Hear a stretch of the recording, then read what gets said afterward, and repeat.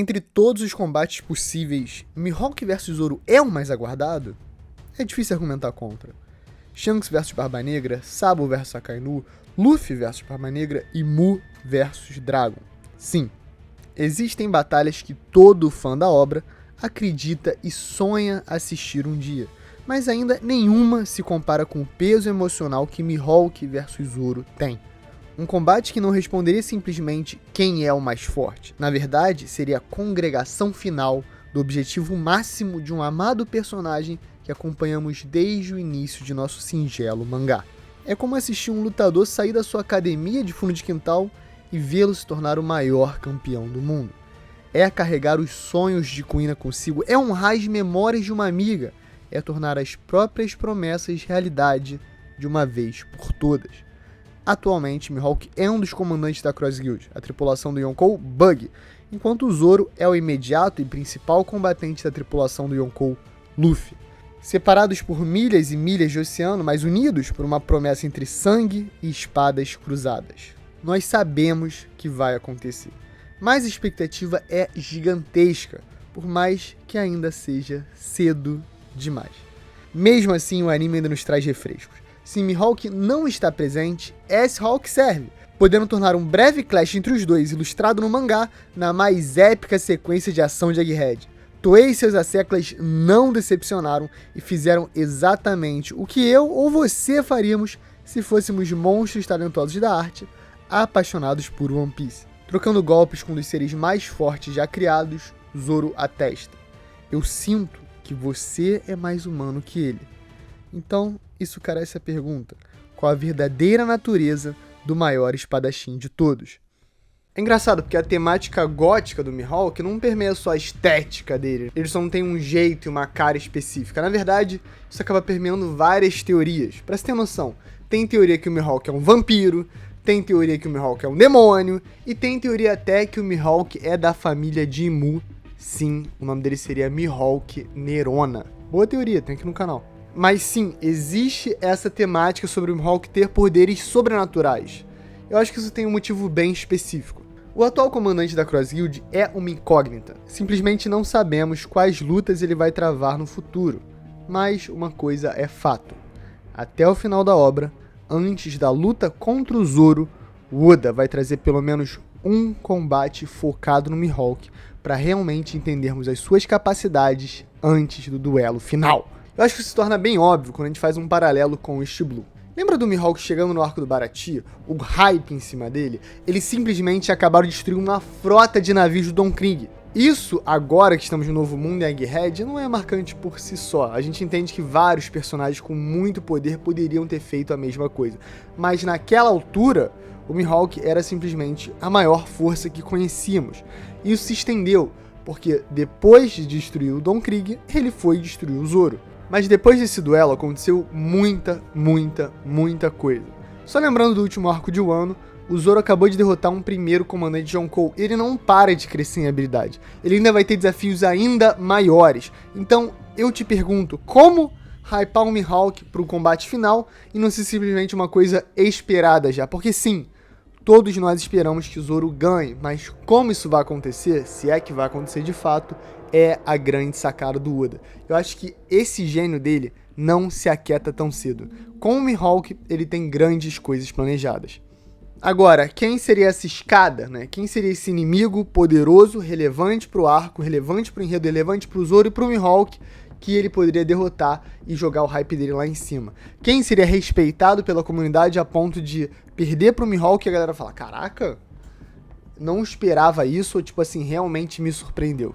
E olha, quanto mais você enxerga o tabuleiro, mais eu sinto que algumas opções ficam em evidência. Inclusive, eu acho que, na verdade, Kuzan vai ser a batalha pré-Zoro do Mihawk. Por quê? A gente sabe que o Mihawk tá na Cross Guild, a gente sabe que o Bug é um Yonkou importante e eles estão fazendo movimentos. Desde o último discurso emotivo do grande capitão, as coisas mudaram e elas vão continuar mudando. E a gente sabe também que o Shiryu da Chuva é um dos maiores espadachins que existem e ele era a tripulação do Barba Negra. Mas, se o Shiryu perde pro Mihawk, alguém vai ficar surpreso? Alguém vai achar absurdo? Alguém vai achar lendário? Provavelmente não. Provavelmente o Shiryu vai ser um combate pro Zoro. o que torna o Kuzan uma grande opção para Mihawk. Uma opção que envolve peso emocional, carga, alguém que tá num lado vilanesco, mas sabe que na verdade não é vilão, e, claro, a habilidade do maior espadachim do mundo, derrotando um almirante que bateu de frente com o Sakazuki, um nível de poder absurdo lá no alto. Essa opção tem muito mais coisa por trás e dá pra aprofundá-la bastante.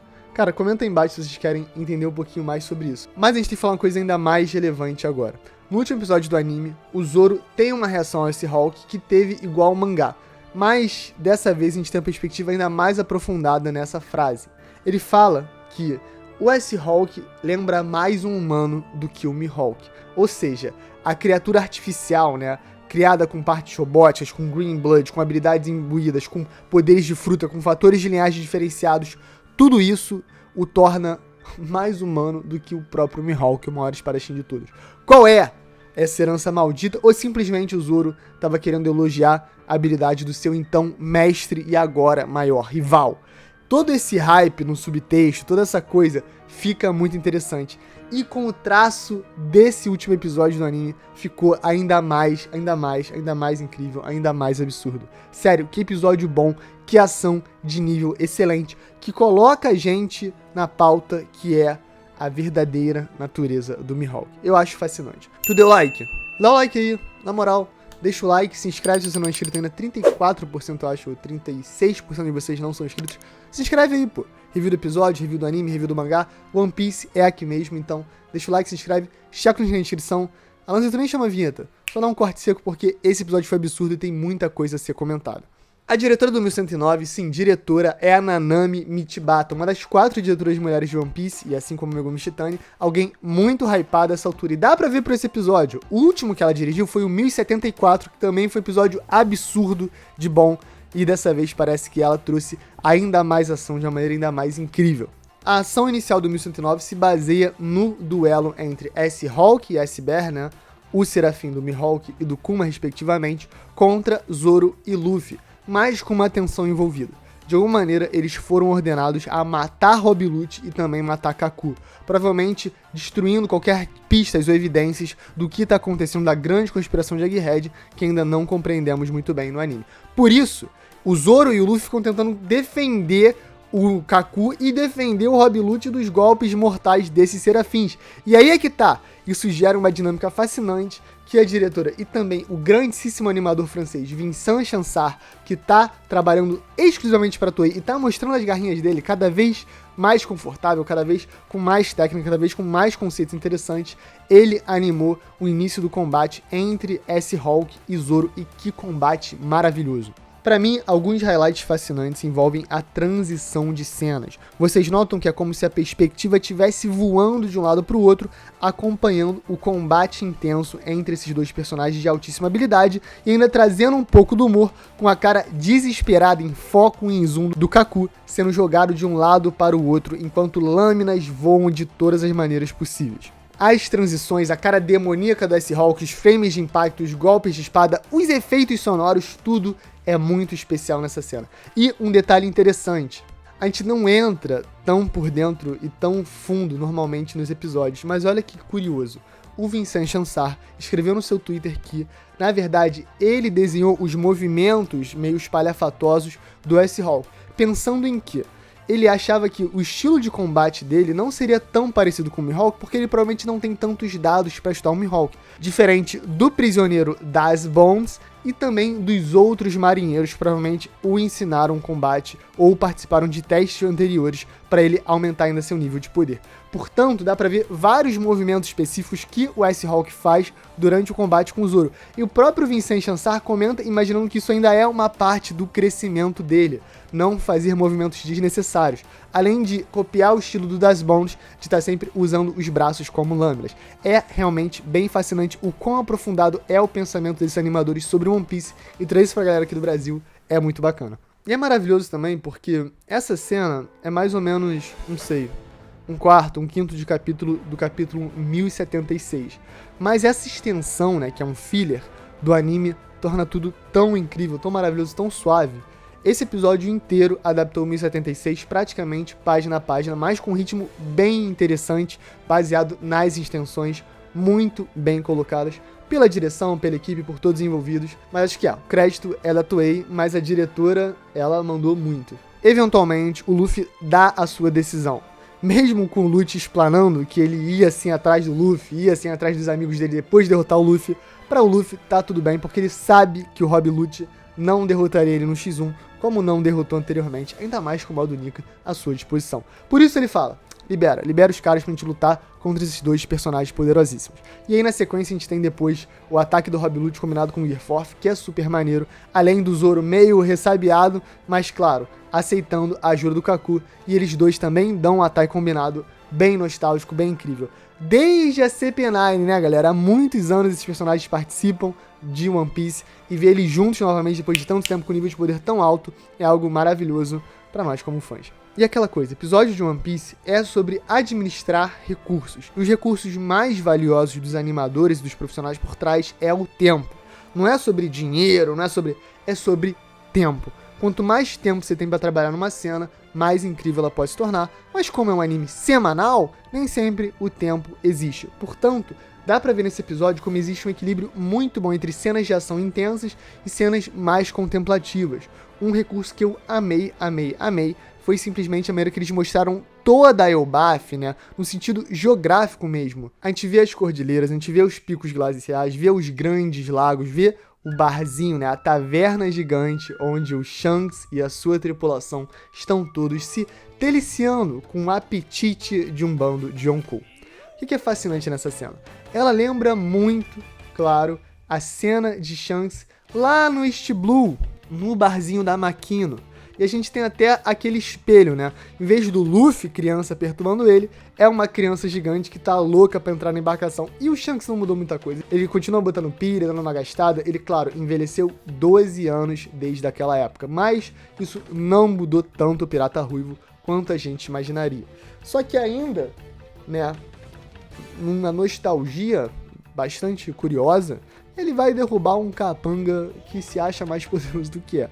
Só que em vez do Pirata Higuruma, de, sei lá, 30 milhões de berries, 8 milhões de berries, não, 8 milhões de berries, né, se eu não me engano, esse pirata lixo do East Blue, ele vai simplesmente tentar derrotar Eustace Captain Kidd, um homem de 3 bilhões de berries, que parece que tá chegando com sede de sangue, sede de vingança. Eu amo como é muito icônico a tripulação do Shanks completamente tirando o Kid pra nada. Eles riem, eles se divertem. Ei, Ben Beckman, não ri não, hein, Ben Beckman? Você, não foi você? E aí, pum, toma ele flashback do Kid perdendo o braço, do sangue, do manchado. Até o Killer fala isso pro Kid mais pra frente e dá aquela risada que é claramente um efeito colateral das Smash que o coitado sofreu quando se tornou Kamazou retaliador em um ano. Ou seja, tá ruim pro Kid. Mas o homem tem confiança. E com confiança, né? Não sabia que era impossível, foi lá e fez. Esse é o nome do Kid nesse momento, que tá tentando destruir o Shanks em Elbaf, que é uma coisa que não é muito recomendável, mas o cara é maluco. Gente, um episódio que foi todo muito bem concatenado, um episódio que foi muito bem amarrado e que trouxe questões interessantes sobre o Mihawk, sobre como o Zoro vai enfrentar ele no futuro e o que ele acha dele agora. A gente sabe que o Zoro passou basicamente 2 anos treinando com o Mihawk, então ele conhece o Mihawk melhor do que muita gente. Então, claro, quando ele fala que um bicho capirotado que nem o S-Hawk é mais humano que o Mihawk, isso já gera uma tensão, isso já gera um peso absurdo pro seu combate final. Achei muito legal a reapresentação dos piratas do Ruivo, né? Lime Juice, Lucky Roo, Ben Beckman, Building Snake, Bonk Punch Monster, Rockstar, Hongo, enfim. Todos tiveram seu próprio card com o nome ali, inclusive o próprio Shanks, o que deu uma hypada, deu uma lembrada, mas é aquela coisa, administrou bem os recursos, porque não é aquela cena cheia de animação, complicada pra caramba de fazer, é um pouco mais simples. Enfim. A gente sabe o que vem nos próximos capítulos, galera que lê o mangá. Galera que viu o anime, talvez já tenha se spoilado, espero que não, porque o que vem aí vai ser muito bom. Eu espero um episódio inteiro, talvez dedicado a essa cena, ou talvez realmente só uma coisa violenta e rápida, com uma animação absurda. Qual é a sua expectativa? Enfim, galera, esse foi o vídeo, esse foi um comentário sobre o Mihawk Shanks, também foi um reviewzinho do episódio um pouquinho mais focado. Comenta aí o que você achou, se quiser dar uma sugestão, top. Essa sexta-feira vai ter review do mangá, então vamos ficar ligado. Mas até lá, aguardo vocês. É isso, galera. Um beijo, um queijo e valeu!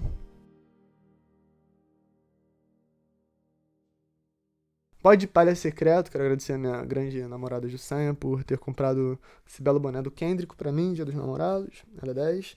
Ela é 11, na verdade. Também comprou uma canequinha da Gomu Gomu no Mi, gente, que eu ainda não revelei, mas vou revelar em breve, que ela é muito bonita. Gente, é isso, né? Grande dia, grande momento. One Piece é muito bom. Amanhã tem Chainsaw Man. Tô amando Chainsaw Man parte 2, muito divertido. E o Mengudo, né, segue o líder, pô. Tô preocupado com o Palmeiras? Não, tô não. Tá tudo certo. Abel, relaxa, mano. Fica bem.